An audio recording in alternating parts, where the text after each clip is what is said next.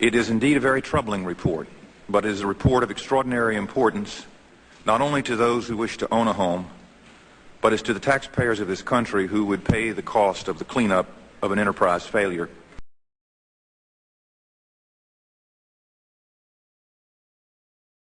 The analysis makes clear that more resources must be brought to bear to ensure the highest standards of conduct are not only required, but more importantly, they are actually met.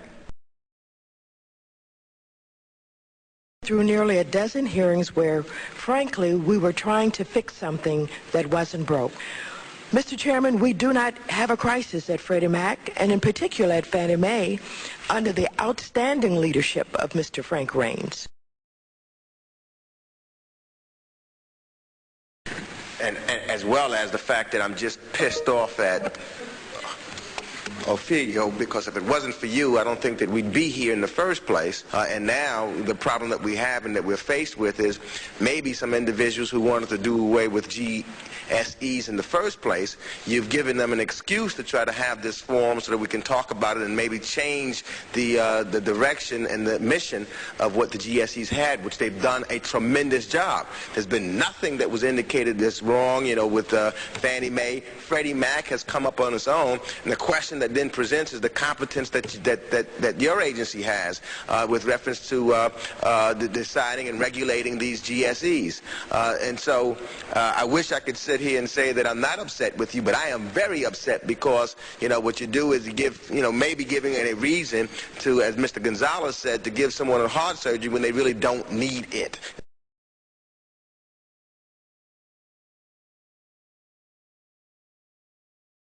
In addition to our important oversight role in this committee, I hope that we will move swiftly to create a new regulatory structure for Fannie Mae, for Freddie Mac, and the Federal Home Loan Banks.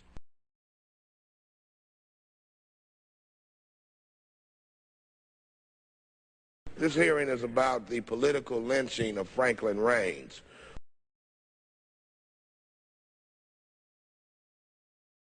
There is a very simple solution. Congress must create a new regulator with powers at least equal to those of other financial regulators, such as the OCC or the Federal Reserve.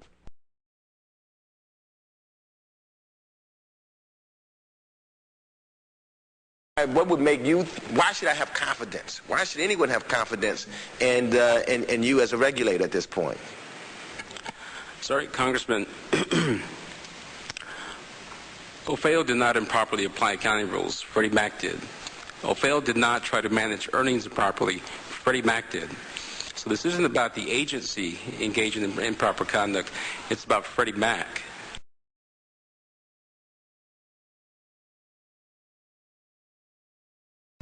And we passed Sarbanes-Oxley, which was a very tough response to that.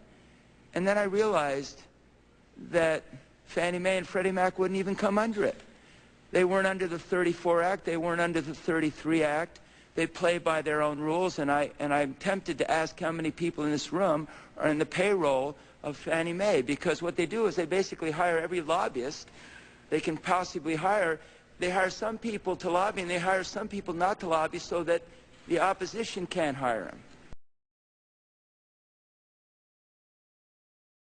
But a concern that I have is you're making very specific, what you have correctly acknowledged, broad and categorical judgments about the management of this institution, about the willfulness of practices that may or may not be in controversy.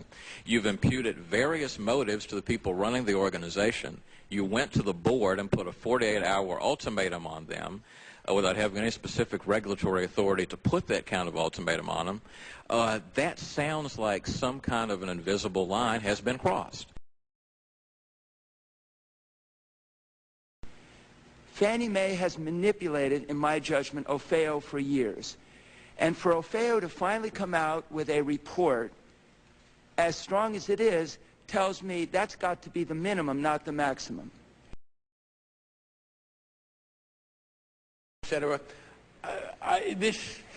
You seem to be saying, well, these are in areas which could raise safety and soundness problems. I don't see anything in your report that raises safety and soundness problems.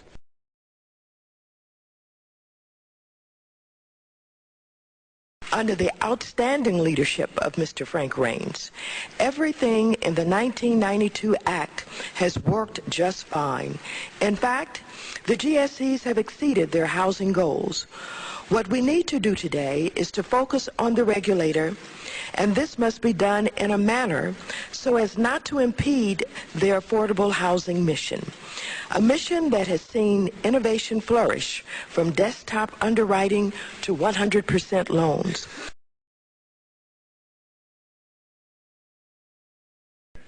I find this to be inconsistent and a rush to judgment. I get the feeling that the markets are not worried about the safety and soundness of Fannie Mae, as Opheo says that it is, but of course the markets are not political.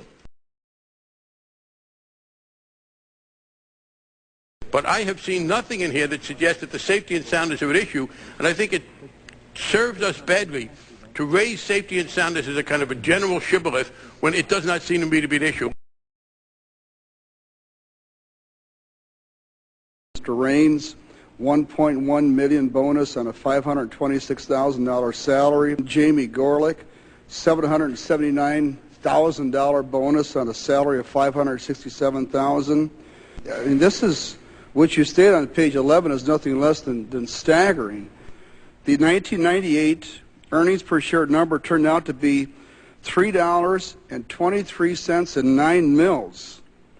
A result that Fannie Mae met the EPS maximum payout goal right down to the penny. Fannie Mae understood the rules and simply chose not to follow them. That if Fannie Mae had followed the practices, there wouldn't have been a bonus that year.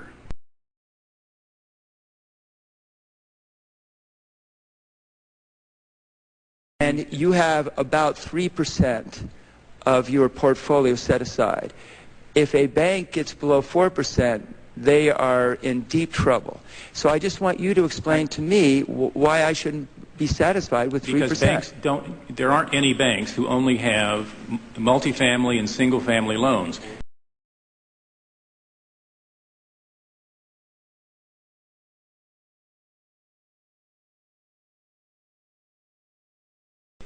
These assets are so riskless that their capital for holding them should be under 2%. Fine.